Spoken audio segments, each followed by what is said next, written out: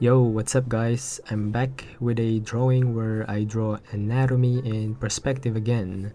And this time we're doing 2 points on the horizon line, meaning drawing 2 points in perspective. I will try and do this unscripted, so I apologize if I fumble my words. But yeah, for those who don't know how 2-point perspective works, basically you start by drawing the horizon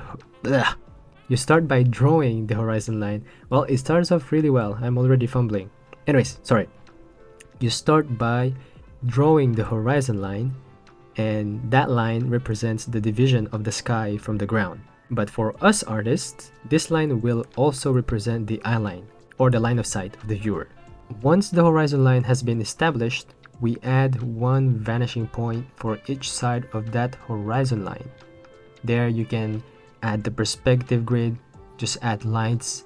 The vanishing point is a spot on the horizon line where objects appear to shrink and eventually disappear as they recede into the distance. That's the guidelines, guys. A good example to visualize this is just imagine yourself on an just imagine yourself standing at the center of an intersection. As you look down the road, the people walking away from you get smaller and smaller until they eventually vanish at the horizon. This rule also applies to cars, to objects, to everything. Anyways, in a 2-point perspective, the 2 points you're putting on the horizon line should be spaced far enough to avoid distortion. But it is not wrong to put the vanishing points close to each other. That's actually how you do fisheye perspective, or at least to get the feeling of the fish islands. It's because it's distorted. A lot of people are also confused about when to use 1 point, 2 point, and 3 point. But before we get into that, let me say that the more vanishing points you use to your drawing, the more realistic, more natural, and less flat it will feel. What do I mean by more realistic and more natural? Well, if you look at the drawing where they only use 1 point perspective, the drawing seems too flat and too unnatural. Sure, the drawing might be in perspective, but it doesn't feel like there's any depth. But the moment you add a second vanishing point, you'll start to see some distortion into the drawing, more depth, and it starts to look better. And when you add a third point, that's when everything becomes looking natural.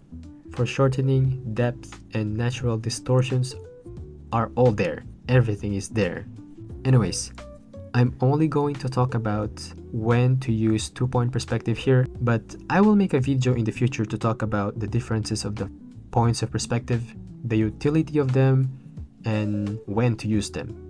But for this video, I'll do my best to explain when to use 2 points. Take a look at the drawings I did for this video. What do they all have in common?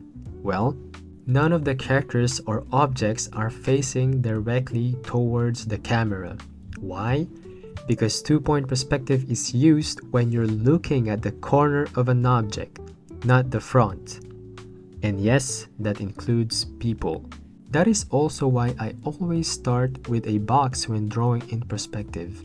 If you rotate a box even slightly, you're automatically seeing 2 sides, and that transforms your drawing from 1 point to 2 point instantly. That is also the most commonly used perspective in environment, because it matches how we actually see the world. So here are some simple rules to help you remember. If you're seeing the corner of something, use 2-point perspective. If you're facing the object head-on, use 1-point perspective. If you're looking up or down, use 3 points. Well, I hope that helped you. I tried my best to explain it using my words. I had difficulty. I struggled a bit. Actually, I struggled a lot, but this video is 30 minutes long. I don't know what to say.